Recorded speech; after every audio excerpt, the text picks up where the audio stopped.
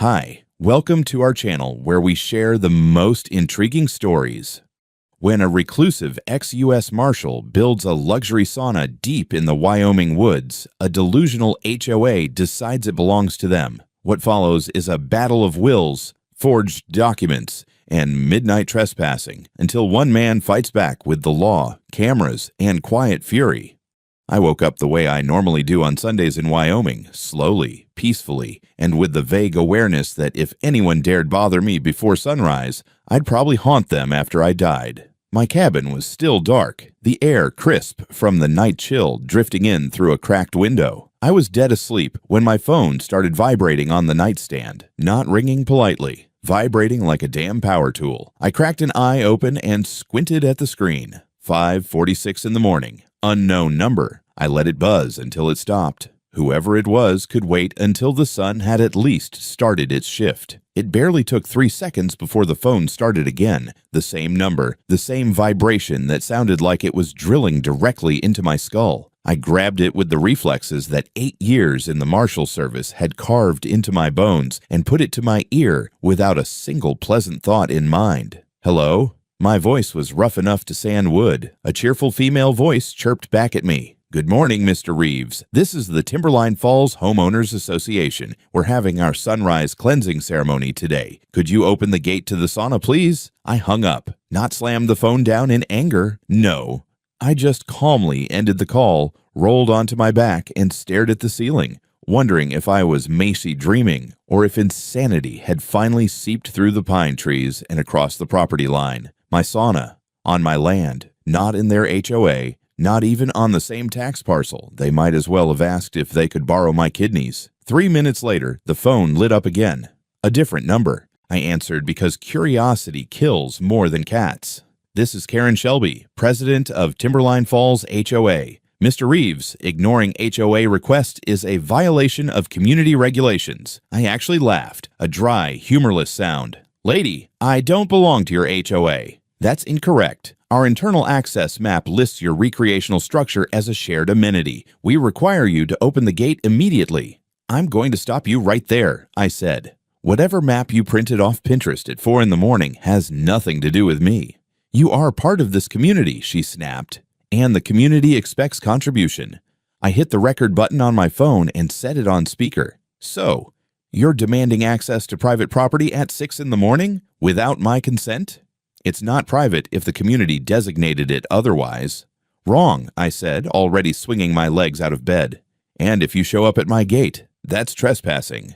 A muffled voice behind her said something like, "We're already here." I froze for half a second, then walked to the window and pulled back the curtain. In the dawn light, the outline of 2 women in robes, actual robes, stood by my gate holding yoga mats and thermoses like they'd come to worship the holy steam of my $85,000 sauna. I tapped my phone again to switch to the intercom on the gate. My voice boomed through the speakers all the way to the gravel road. "Step away from the fence. You are trespassing on private property. Leave now." One of them actually had the nerve to wave at the camera and shout, "We're scheduled for cleansing. Karen said it's fine." I turned the siren mode on the intercom, an obnoxious, piercing tone designed to keep wildlife from messing with the trash bins. The women flinched, grabbed their mats, and hustled back toward the HOA walking path.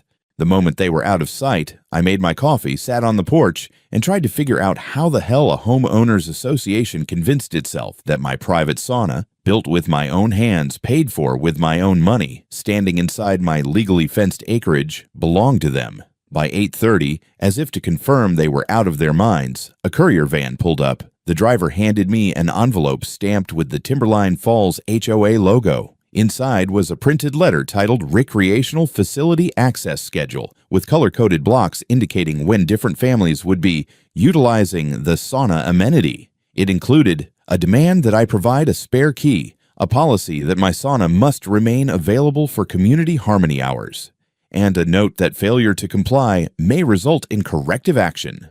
Corrective action. Cute. I stood there in my yard, sipped my coffee, and considered all the ways I could respond that would result in felony charges. Instead, I went inside, pulled out my original deed, the parcel maps, the contractor receipts, and the county registration for the structure. Everything legitimate, everything ironclad. The HOA had lost its mind, but I wasn't losing sleep. I wrote an email to the county assessor requesting updated boundary documentation, attached copies of everything I had, and left my phone on the table. Around noon, another message pinged from the same HOA number. Uncooperative behavior noted. Please be advised the community will revisit this issue. Good. I hoped they revisited it with a competent therapist. I walked out to the sauna, checked the fence integrity, tightened the latch on the electronic lock, and then bolted the auxiliary bar across the gate. If they thought a sunrise spa cult meeting was an emergency worthy of waking me before 6, they were about to learn how stubborn a man can get when his peace and property are violated. No one touches my land. Not at 5 in the damn morning. Not ever. By the next morning, I had convinced myself that yesterday's insanity was just the HOA equivalent of a drunk dial. Maybe someone misread a map, or Karen had an early morning stroke of stupidity that would burn itself out once caffeine reached her bloodstream. I was wrong in the same way people are wrong right before a tornado picks up their truck. A little after 9, a delivery van rolled onto my property again. Same driver, same tight smile of a man who knows he's become a courier for lunatics. He handed me a thick, bright orange folder with mandatory community materials stamped across the front. I thanked him, mostly because he looked like he needed to see at least one sane person today, then went inside and dropped the folder on the dining table. I poured myself more coffee, strong enough to sanitize wounds, then sat down and opened the damn thing. The first page froze me mid-sip. It was a color-printed, laminated map of Timberline Falls and the surrounding parcels. Except this one showed my entire western boundary shifted inward by what looked like 20 feet. And where my sauna sat, firmly, undeniably on my land, the map had a blue icon labeled Community Bathhouse Zone. The legend included categories like Shared Steam Resource, Group Meditation Space, and my personal favorite, Collective Wellness Hub. Collective Wellness, I muttered. I'll show them Collective Wellness.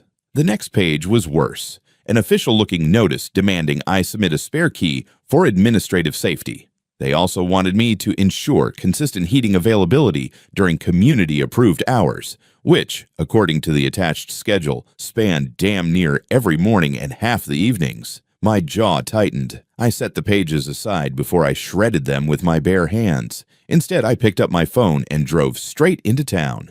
The County Land Records office in Cheyenne is a plain brick building with a waiting room that always smells faintly of printer toner and government despair. I walked up to the counter and spoke to a clerk named Rowena, who had been there so long her personality was fused to the filing cabinet behind her. I gave her my parcel ID, told her someone was circulating altered maps claiming my boundary was different, and asked for the official, stamped copies. She typed for a minute, frowned, typed faster, then left her desk without a word. She returned with a supervisor who looked at me like I'd just reported finding treasure in my backyard instead of paperwork fraud. "Mr. Reeves," he said, "your parcel hasn't been modified since 1986. That sauna, permitted and recorded under your name. No easements, no shared rights. Whoever sent you anything else might be violating state code." I asked for multiple certified copies. He printed them, stamped them, signed them, and even called over another clerk to double notarize. When a bureaucrat double notarizes something unprompted, it means the situation is about to get stupid in a legally actionable way. I drove home with copies in the passenger seat, the way other people drive home with newborns. When I pulled into my driveway, something caught my eye. A woman standing just beyond my gate, holding up her phone and taking photos. Slow, methodical shots of the sauna, the fence, even the gravel path leading to my porch. When she noticed me, she jerked upright like a raccoon caught stealing dog food, then scurried off toward the HOA walking trail. By the time I got out of the truck, she'd vanished into the trees. I took the maps inside, laminated one myself, then marched right back to the gate and zip-tied it in a clear plastic sleeve where even a blind man could read it. Above it, I hung a sign I carved years ago for hikers who wandered too close. Private land. Trespassers will be recorded. My camera above the gate blinked a soft blue, as if nodding in agreement. That evening, as I grilled a steak and tried to reclaim a sliver of peace, my phone pinged, a mass email from HOA President Karen Shelby. Subject line, clarification regarding community bathhouse access. The email was a masterpiece of delusion. According to her, the sauna had been misclassified during a preliminary recreational zoning session and incorrectly registered as a private unit. She informed residents that the structure remains intended for community use and that my refusal to comply jeopardizes neighborhood harmony. I scrolled farther and nearly choked on my beer. Attached was a graphic, clearly made in some free online map editor, showing my land chopped up like a pizza slice, with the sauna section colored teal and labeled Bathhouse Hub. The HOA logo hovered above it, like the stamp of a dictatorship. As I sat there staring at the idiocy on my screen, another email arrived, this one from a neighbor inside Timberline Falls, a friendly man I'd spoken to exactly twice. He wrote, "Heads up, HOA is telling everyone you agreed to community access when you bought the land. They're circulating a narrative that the sauna was built for the neighborhood, but you locked it up. None of us saw any proof, though." I replied with the certified maps and thanked him. By the time the sun set, my patience had evaporated completely. I wasn't just annoyed anymore. I was assessing potential damage paths, reviewing contingencies, planning next moves the way I used to plan entry warrants and transport routes. I checked the sauna gate before going inside. Locked tight, fence intact, cameras armed. The land was quiet. But I'd been around long enough to know that quiet from crazy people isn't peace. It's planning. I woke up the next day with a strange sense of calm, the same kind I used to feel right before a raid back in my marshal days. Not fear, not tension. Just the quiet, steady awareness that someone somewhere was about to make a very stupid decision, and I would be forced to respond in a way they wouldn't enjoy. I brewed coffee, stepped onto the porch, and scanned the tree line. Everything looked normal. The birds didn't know they lived next to lunatics. Before leaving for Cheyenne, I checked the sauna fence out of habit. The lock panel blinked green, armed, secure. The wooden beams were solid, no signs of tampering. I almost let myself believe that maybe, the HOA had realized messing with a former federal marshal wasn't the wisest life choice. I fed the fictional version of that thought to the trash and headed out. The job in Cheyenne took most of the day. By noon, I was reviewing safety procedures for a logistics firm, sipping bad coffee, and thinking more about the ridgeline of my property than their evacuation plan. Still, it kept my mind occupied until my phone buzzed in my pocket with a notification I had hoped I'd never see. Motion detected. Rear perimeter. The footage popped up immediately. It showed shadows moving along the back of my fence, shapes too coordinated, too clustered to be wildlife. I watched the camera angle switch automatically as the system tracked movement. 6 people, robes, towels draped over shoulders, 2 men, 4 women, and one of them, short gray hair, arrogant posture, looked uncomfortably familiar even on a grainy feed. Karen. They walked along the fence line like they were inspecting a trail. Then one of the men dragged a stepladder from behind a pine tree. A stepladder. They'd stashed tools behind my property like burglars or teenagers sneaking into a swimming pool. I clenched my jaw. The footage continued. The group pushed the ladder against the fence and 2 of them climbed up. I muttered, "Don't do it," even though the video obviously couldn't hear me. They did it. One by one, they climbed over my fence like they owned the forest, my land, and gravity itself. Inside the perimeter, one of the men reached into a duffel bag and pulled out something that made my blood pressure spike. A handheld universal magnetic override tool, the kind used by electricians, property managers, and occasionally criminals with ambition. He pressed it to the electronic lock on the sauna door. Nothing. He tried again. Still nothing. Then he opened the duffel bag wider and took out something worse.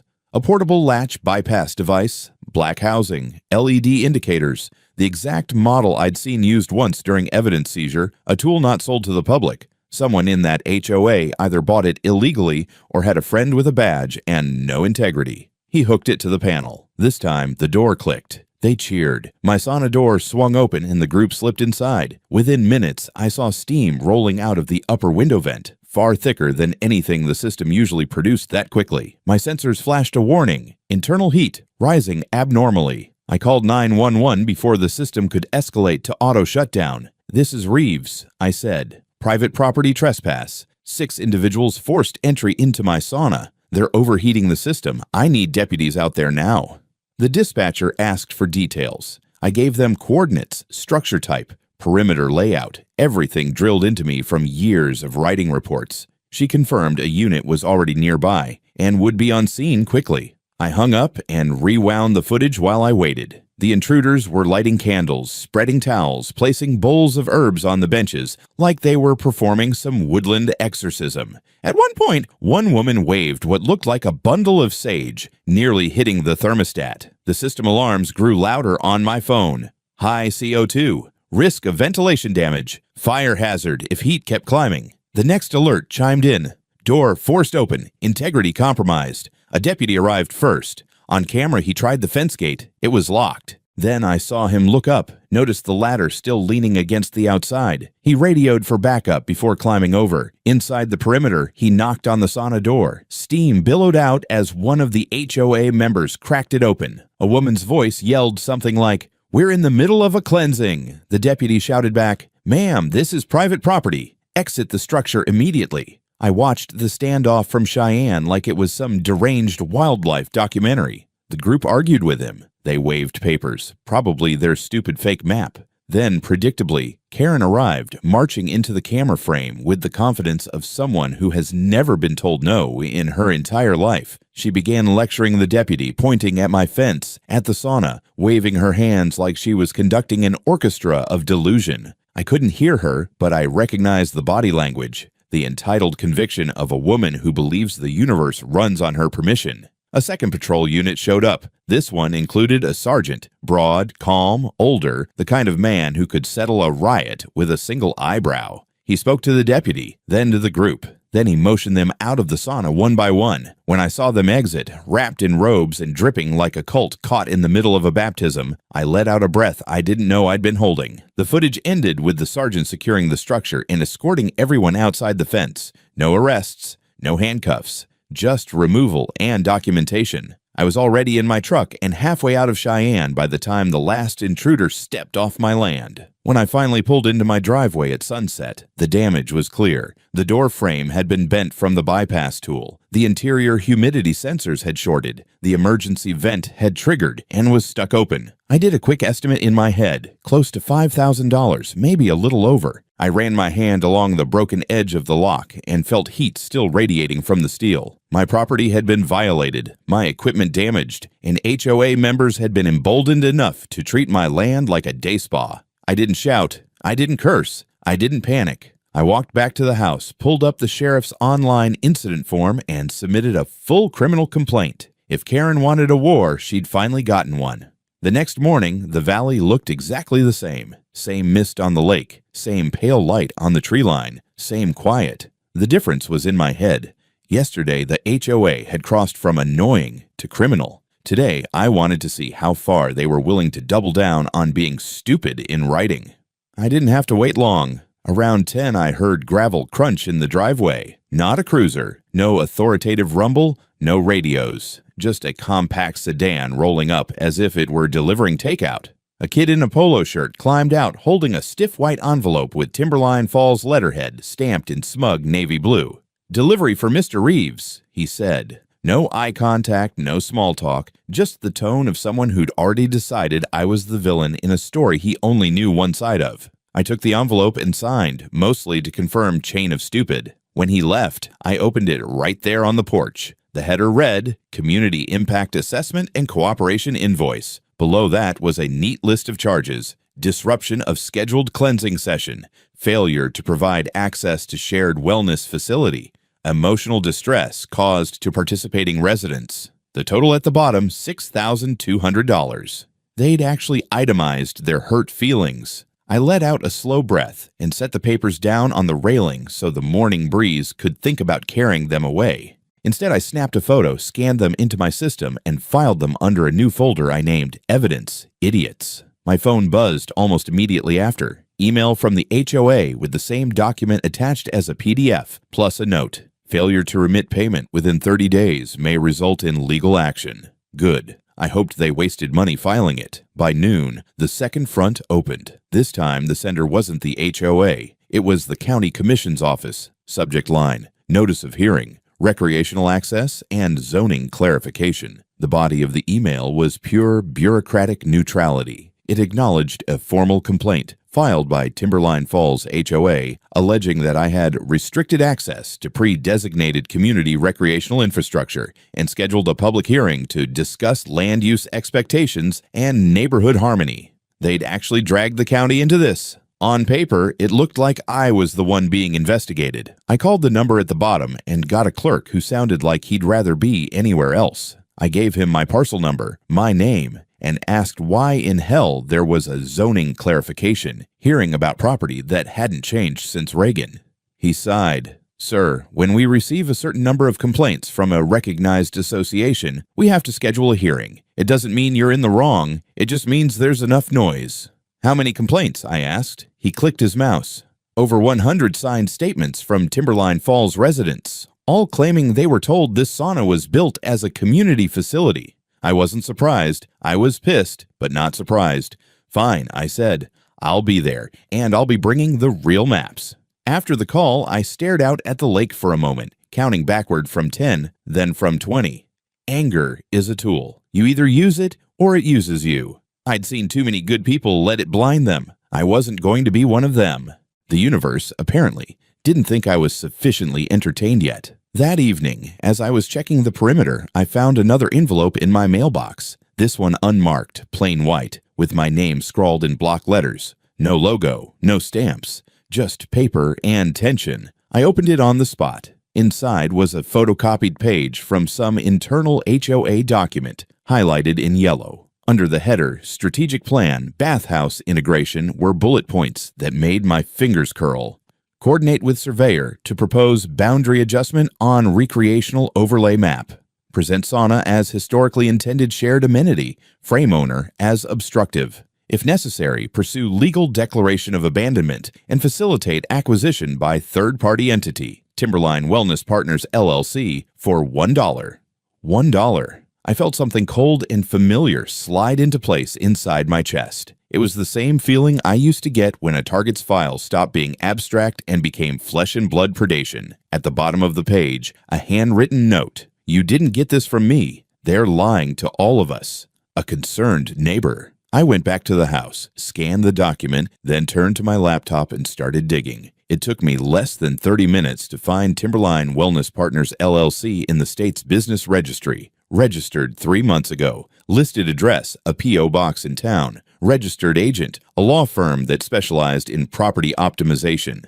Principal contact, Karen Shelby. She hadn't just decided my sauna was communal out of principle. She'd marked it for acquisition. Cheap. I forwarded everything to my attorney with a short message. We're done playing defense. Within an hour, she called me. Nolan, she said, what you just sent me is not only unethical, it's bordering on textbook racketeering. They're fabricating a public narrative to justify a private transfer of value. We're taking this to the prosecutor. Good, I said. And the county hearing? You'll go, she replied, but not as some citizen on trial. You'll go as the property owner who's about to drop documentation that makes the HOA look like an organized scam. In the meantime, I'm filing notice with the sheriff and the district attorney. You're not dealing with a nosy board anymore. You're dealing with a conspiracy to defraud. For the rest of the night, I assembled a neat stack. Certified parcel maps, permit approvals, incident reports from the sheriff, photos of the damage to the sauna, copies of the bogus invoice, and the internal HOA strategy page. I slipped everything into a hard case like I was prepping evidence for court, because that's exactly what I was doing. Timberline Falls thought they were playing neighborhood politics. They'd just stepped onto federal-grade ground. By sunrise the next day, I had already been awake for an hour, not because of anxiety. No, I'd slept just fine, knowing the HOA had finally crossed a line clean enough to make prosecutors salivate. I got up early because old habits from the Marshal Service die hard. When trouble is gathering, you don't wait for it to knock. You meet it halfway. I brewed my coffee, walked through the house, and double-checked the evidence case sitting on my kitchen table. Every document was in order, every recording labeled, every screenshot printed and dated. It was the kind of preparation that made attorneys breathe easier and criminals sweat through their shirts. Before I could even finish my mug, my phone buzzed again, this time with a call from my attorney. Morning, Nolan, she said. Just spoke with the sheriff. They're escalating the intrusion report. The district attorney wants your materials delivered today. Good, I said, pulling on my jacket. I'll be there in an hour. She hesitated. And, Nolan, the HOA president might not realize how serious this is. Don't be surprised if she escalates publicly. That's fine, I replied. She's been escalating privately for days. On my way out, I stopped by the sauna to photograph the damage in daylight. The bypass tool had chewed the metal around the latch like a wild animal. The vent was still jammed open, the interior warped slightly from the heat surge. The smell of burned cedar lingered in the air like an insult. I added the new photos to the evidence folder and headed out. The drive to the sheriff's office was quiet, the kind of quiet that feels like the world is inhaling before something big. When I arrived, the sergeant who had responded to the sauna incident met me in the lobby. He looked tired, but when he saw the stack of stamped parcel maps under my arm, something like vindication settled on his face. "Glad you brought the paperwork," he said.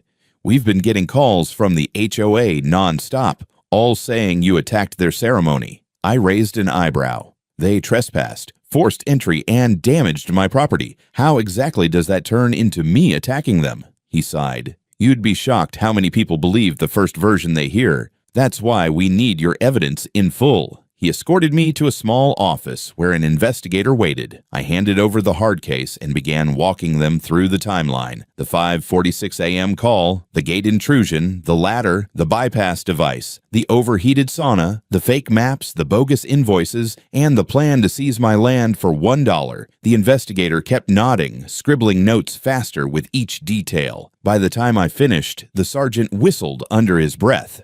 "That LLC connection to Shelby? That alone is enough for the DA to open a fraud review." "Good," I said, "because they're not just delusional, they're organized." The investigator looked up. "We're forwarding everything to the prosecutor today. They'll likely request interviews with the HOA board. You may get called in as well. Whenever they need me," I said. On the way out of the office, I glanced at the lobby TV. Local news was playing, muted, but the headline across the bottom of the screen wasn't subtle. "Lake property dispute heats up. HOA claims community bathhouse rights." Of course, they'd gone to the media. I read the scrolling text as I stood there. "Homeowners claim long-standing agreement. Structure allegedly built for shared wellness. Owner refuses access. Sparks community outrage." My jaw tightened. They were painting me as some selfish hermit hoarding a luxury amenity. I'd expected pushback, but not a propaganda campaign before breakfast. I stepped outside, pulled out my phone, and opened the footage from the intrusion. I clipped a segment showing the ladder propped against my fence, the bypass device attached to the lock, the system alarm flashing red, the deputy ordering everyone out, and Karen waving fake documents like a cult leader mid-sermon. I uploaded it to the local Facebook community group with a simple caption: "Since the HOA is speaking publicly, here's what actually happened on my private land. Footage from security cameras time-stamped." I hit post. It took about 10 minutes before the notifications exploded. Shares, comments, eye reactions, angry reactions, messages from neighbors I didn't know, messages from people outside Wyoming who didn't even know what a sauna looked like. And then Reddit found it. Someone reposted the video to a Wyoming subreddit with the title, "HOA breaks into private sauna at sunrise. Owner catches them on camera." Within half an hour, the post hit the top 3. People started tagging news outlets. A few asked if they could interview me. One suggested selling the movie rights. By the time I got home, my inbox looked like a war zone. Journalists, residents apologizing for being misled, old friends sending popcorn emojis. But the cherry on top came at 4:30 in the afternoon, when Karen herself finally broke her public silence with a Facebook post that read like a fever dream.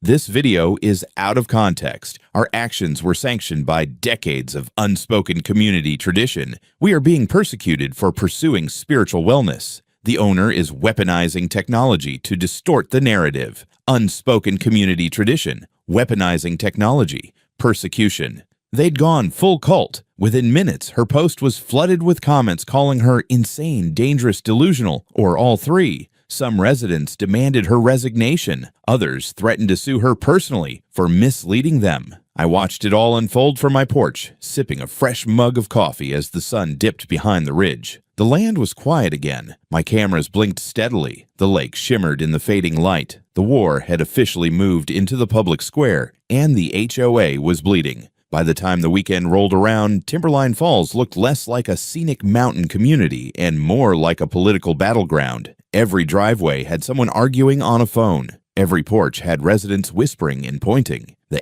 HOA board, once smug and untouchable, now looked like a herd of meerkats surrounded by hawks. Early Saturday morning, I got a call from the sheriff's office. The investigator's voice was calm but firm.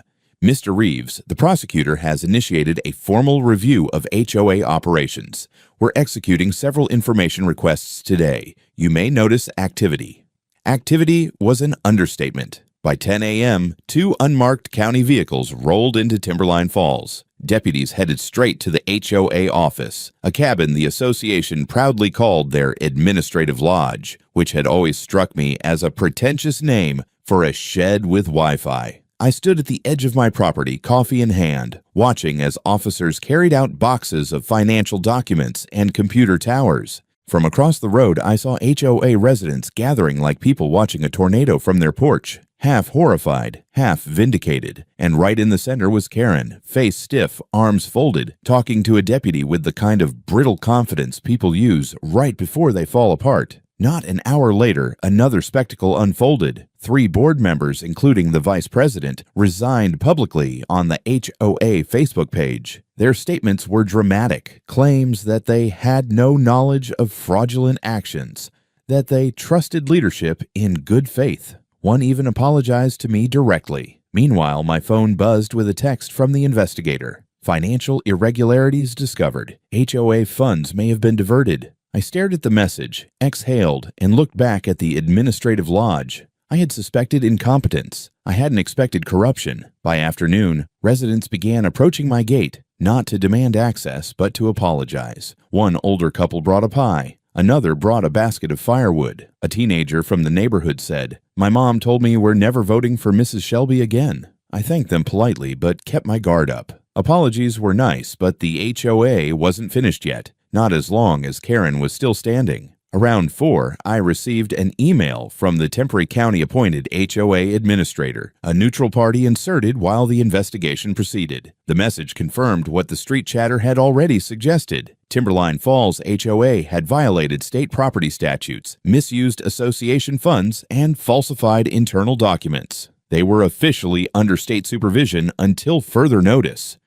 The last line of the email read, "Please be advised that President Shelby is no longer authorized to speak on behalf of the association." Funny, considering she had already made 3 more Facebook posts that afternoon claiming she was the victim of a deep state land conspiracy. According to her, I was working with county officials to dismantle a spiritual community. She also called my sauna a symbolic site of resistance. If she kept it up, I expected her next post to include a GoFundMe link for liberation steam rituals. But the real breaking point came just before sunset. A deputy stopped by my gate to let me know the prosecutor had upgraded the case. Karen was now officially under criminal investigation for document falsification and attempted fraudulent acquisition of private land. The deputy made it clear that charges were likely and soon. Behind him, the HOA was in shambles. Meetings canceled, members turning on each other, the so-called sanctified wellness program quietly scrubbed from their website. As the deputy left, I looked at my sauna, still scarred from their intrusion but standing firm, and then at the fading Timberline Falls community beyond my fence. The storm wasn't over, but the winds had shifted. For the first time since this circus began, Karen wasn't attacking. She was cornered. The hearing felt less like a county proceeding and more like a public autopsy. The room was packed. Residents, reporters, attorneys, and a handful of people who clearly came just for entertainment.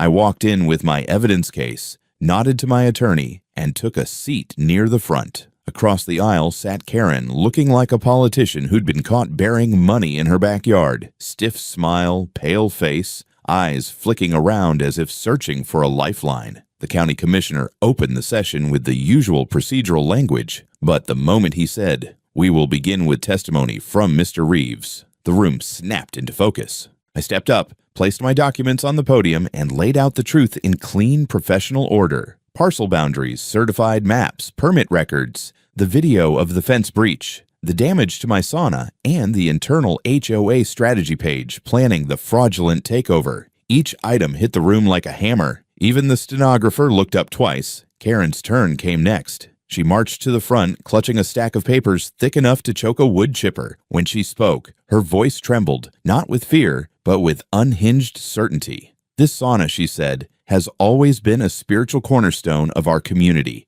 The owner's maps are outdated. Our association's vision establishes communal harmony through shared facilities." The commissioner cut her off. "Ma'am, your association has no authority over land not legally under its jurisdiction." Karen blinked as if she'd never heard the word jurisdiction before. My attorney presented the LLC registration tying Karen directly to the suspicious Timberline Wellness Partners. When the prosecutor's representative stepped forward to confirm that the HOA funds had been redirected into accounts linked to the same LLC, the room went dead quiet. A single cough echoed like a firecracker. Then the commissioner dropped the final blow. "President Shelby, due to the evidence presented, the county recognizes probable cause for multiple violations, including document falsification and attempted fraudulent acquisition of private property. You are hereby removed from your position pending criminal review." Karen's face crumpled in slow motion. She tried to argue, but when two deputies entered the room at the prosecutor's signal, her voice collapsed into a hoarse whisper. They approached calmly, professionally, but the moment one touched her elbow, she snapped. "This is political sabotage. It's a wellness site. It was meant for all of us." Her shout rang off the chamber walls. Cameras flashed, residents flinched, and, just like that, Karen Shelby, self-proclaimed guardian of community harmony, was escorted out in handcuffs. The rest of the hearing proceeded like an afterthought. The HOA was ordered to compensate me for damages. The fraudulent map was formally invalidated, and the county recognized my sauna as protected private property. When we finally stepped outside, reporters swarmed, but I kept walking. I didn't need headlines. I needed air, sunlight, and the quiet certainty that justice had finally turned the tables. Behind me, the HOA building sat dark, door locked, leadership gone. Timberline Falls looked stunned but relieved, like a town that had just survived a wildfire. The war wasn't just turning, it was ending. The morning after the hearing felt different. The air was clearer, the lake quieter, as if the whole valley had exhaled now that the source of its collective migraine was sitting in a county holding cell. I stepped onto my porch with a mug of coffee and felt, for the first time in weeks, that nothing insane was waiting to ambush me before breakfast. By mid-morning, a county vehicle rolled up my driveway. Not police, administrative. A representative stepped out with a brown envelope and an apologetic smile. "Mr. Reeves, on behalf of the County Land Commission, we want to formally close the matter." Inside the envelope were 3 documents. An official letter of apology for the HOA's misuse of county channels, certification affirming that my property boundaries and sauna were permanently recorded as private, and a protection agreement designating my land as exempt from all HOA jurisdiction and claims present or future. I signed where needed and handed the folder back. The representative thanked me for my cooperation, then added quietly, "Between you and me, the HOA fallout is going to be messy, but you handled yourself better than most." After he left, I walked down to the sauna.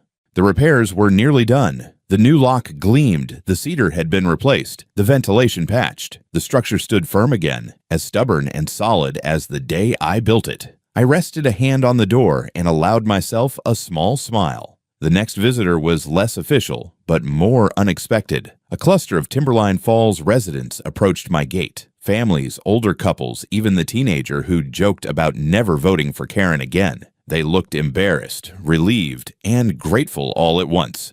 A woman stepped forward with a basket. "We wanted to apologize," she said, "for believing her, for going along with everything. We didn't know." I nodded. "You weren't the ones climbing my fence." "You're fine." Someone else added, "We're electing a new board, people who aren't insane." "Good," I said, "start fresh." They handed me homemade bread, jars of jam, even a bundle of firewood. It felt like an old Wyoming custom being dusted off, neighbors repairing what madness had broken. By afternoon, the county posted an official notice online. Timberline Falls HOA was under temporary state oversight, membership dues frozen, all previous action subject to review. In simple terms, they weren't allowed to touch anything, decide anything, or claim anything. And Karen, she was being held on 3 charges: document falsification, attempted fraudulent acquisition, and unlawful entry. More were under review. As the sun dipped low, I screwed in the final piece of my repaired gate, a small polished metal plaque I'd ordered the moment I knew this war was wrapping up. It read, "Private property, no access, not for Karen." It gleamed in the fading light like a promise. I lit the sauna for the first time since the break-in, the familiar warmth rising in the chamber. I settled on the bench, listening to the soft crackle of cedar and the low hum of the heater. For the first time in weeks, the heat felt earned. No more sunrise cult sessions, no more fake maps, no more pretentious cleansing ceremonies. My land was mine again, and this time, nobody would dare mistake it for anything else.